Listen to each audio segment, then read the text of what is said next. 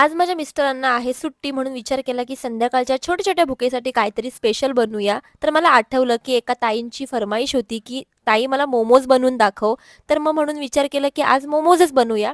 तर चिकन मोमोज मी नेहमीच बनवत असते. फक्त आज ना मी एकच छोटासा चेंज केलेला आहे. तो म्हणजे चिकन जे यूज केलं ना, ते मी मिक्सरमध्ये पूर्णपणे ग्राइंड केलं. कारण जेव्हा आपण चिकन कट करतो ना, तेव्हा थोडासा शेप द्यायला आपल्याला प्रॉब्लेम होतो. म्हणून यावेळेला मी असं केलं. आणि आतापासून मी ठरवलं, की मी नेहमी असंच करणार. कारण की जेव्हा मी चिकन ग्राइंड केलं ना, तेव्हा मला कळालं, की आपल्याला शेप द्यायला किती इझी जातंय ते. कारण की जेव्हा आपण चिकनचे पीस कट करतो ना, तेव्हा थोडंसं आपल्याला डिफिकल्ट जातं शेप देण्यासाठी मोमोजचा.